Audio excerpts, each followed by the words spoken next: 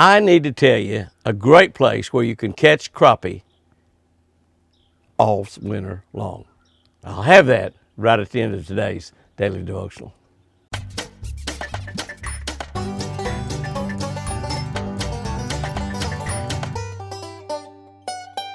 Good morning, guys and girls. December 11. Wow. December 11. We have just about used up 2022. Reading from a Catch a Better Life book from the Catch a Better Life channel on YouTube. Catch a Better Life with Jimmy Houston. Only about 20 some odd thousand people on there, the greatest people in the world. Go in there and subscribe to this channel. If you're already subscribed, share it with several of your friends. And let's get this thing up to 100,000, because this channel will absolutely help you to a better life this coming year.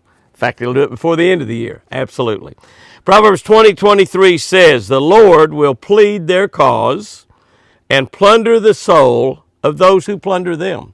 He will plunder the soul of those who plunder them. What in the world was this thing talking about anyway? What was this proverb talking about? We'll get to that in a minute. During FLW tour events on our off days, the Wednesday before between official practice and the actual competition, we'd practice like Sunday, Monday, and Tuesday. Wednesday would be an off day, and then the tournament would be Thursday and Friday. Top 20 would fish Saturday. The top 10 would fish Sunday. You want to be fishing on that Sunday. Competitors got together to do a wonderful, wonderful, fantastically great activity. Volunteer community service. That's right. That's right. We actually did at the FLW tournaments volunteer community service. Wasn't required. It's all totally volunteer. We usually had 20 to 25 of us competitors volunteer in each town that we visited on that Wednesday, each town that we visited. We served the homeless. We served the disabled. We visited Children's Hospital. We done all kinds of great things. And we met a lot of fantastic people. They helped us maybe even more than we were helping them. You know, that's one of the things I found out. When you volunteer for anything that's worthwhile, whether you're teaching kids to fish, you're going to a hospital, you're going and visiting somebody that's sick, you're going and visiting an old friend that maybe you haven't seen in a long time, we generally receive more than we give. We get more out of it than we give. That's just kind of the way helping and giving to others works, is God makes us the beneficiary of what we've done. Today's proverb, I told you we'd get to this in a second, is specifically talking about the poor and the afflicted. The Lord will plead their cause. He's talking about the poor and the afflicted. In biblical times, they sat at the city gates, they sat at temple doors, and they begged. They held their hand out. They had a basket or a bucket or a cup or something there, just like what happens in a lot of cities today. Jesus himself said, and this is a statement I've thought about all of my life. Jesus himself said, "We will always have the poor among us." No matter what government does, no matter what we do, we will always have the poor among us. That's over in Matthew 26:11, by the way.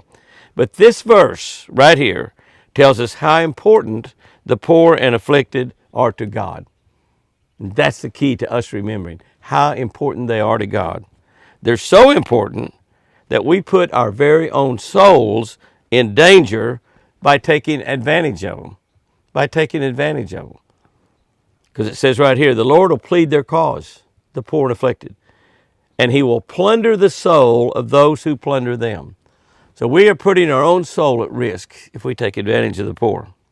We're never to neglect the poor. We should always look for ways to help them.